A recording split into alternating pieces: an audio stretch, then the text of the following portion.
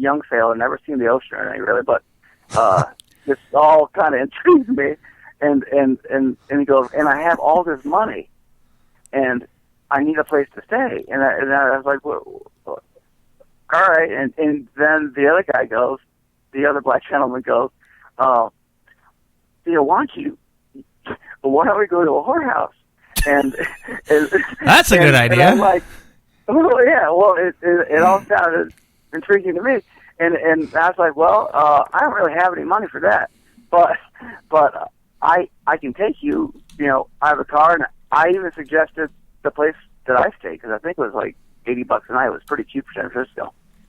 And he's like, oh no, just take us to this place. So all right, so me and these two strangers jump in my Volvo, and we start heading towards this whorehouse. And he says, hey, I have all this money, and he goes further and says, I have $8,000 on me. Do you think it'd be safe for me to go into the whorehouse with that kind of money? And I said, geez, man, I don't know. I mean, that's up to you. It doesn't seem like a great idea to me. And so we pulled over, and we were all talking, and he goes, well, look, how about you hold on to my money when I'm in the whorehouse? And I said, all right. And I wouldn't have taken it. I just was like, okay, like that guy on TV that holds $100,000, just sits there. I was that guy. And he goes, but look, do you have any money or anything valuable? And I was like, I have like $43, and my watch, which wasn't even a good, it was like a Swatch or something, which was pretty cool at the time. Swatch? Yeah, I love the Swatch. Well, anyway, so they all we get out of the car, and he says, look, I had this prayer blanket, and it was like a damn bandana or some shit. It's this bandana kind of thing, but he calls it his prayer blanket, and he says, look, I'm going to put, and he had a flash one, he says, I'm going to put my money in your blanket, and you put your money in there too to keep it safe. I don't know, just like a show of force or something. I don't even know, like support for his money. My money needs to touch it or something. and I think I could have just saved you. I think I could have saved you both a lot of time and just said, give him your $43.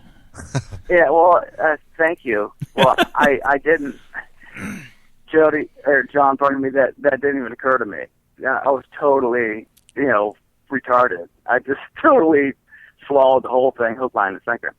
And I opened up the trunk of my Volvo, and he probably the other guy distracted me, but he seemed to put all that stuff in my trunk. And then we happily got back in the car, and I took him to this really sketchy area and stopped the car, and those two jumped out and went into his house. So I'm sitting there, and it was probably like a half an hour, and I'm like, holy crap. I got like $8,000. Oh my God. And then I walked back there, and of course there's nothing in my trunk. There's absolutely nothing. I'm just sitting in this ghetto ass street in front of this house, and there's nobody that's ever going to come out of the house. So I pulled down the road and back to like a main street, not sure which one it was, and there just happened to be a policeman that had stopped somebody. So I parked my car and walked up to him, and he goes, hey, wait a second. As he's giving this lady a ticket. And he goes, all right, what can I help you with? I said, man, I don't know. I didn't really get robbed, but I definitely was kind of stupid. And here's what happened. He goes, oh, yeah. It's because, you're lucky that you cooperated with him, because it could have gotten nasty for you. And he said, walk up your car, and me and you will go try to find him. So I jumped. So this was actually worth This is over $43? This is worth $43. I got to ride around in this cop car for several hours with him, looking for these guys, and just being obnoxious to people. Like he's flashing the spotlight on people and hitting the siren at people, like messing around in cars and stuff in alleys. It was pretty cool. And then, because I had no money to get out of town, I didn't ask him for money, but he asked me. He said, "Look, do you need toll booth money?" And oh my God, you got scammed by a cop too? No. The cop took his shoes. No. The top was really cool. The top gave me like $3 to pay the tolls to get out of town, and give me his card. And anytime I came into town, he said, "Give him a call and you ride along again." Here, I'm gonna It was cool. Let me put my badge and my gun in your trunk. You give me everything else. We'll just keep it in there for safekeeping. Man. Hey, that's crazy. That's a crazy story. I've never heard of that scam. That's a good scam. Yeah, that's a pretty good one. I mean, I was stupid. I was like 18 or 19. I was just a dumbass. Oh, but, that's a good one. Yeah, you can't trust That's not going to happen anybody. again. Well, I would hope not. Next time I'm going to make them put in the glove box. You're gonna go Maybe moral of the story. The horse with them. Yeah. God. Oh man. Oh boy. John, I guess that's did better Lenny than. Did Lenny ever see that Polaroid of me in that movie star? No, I don't believe he did.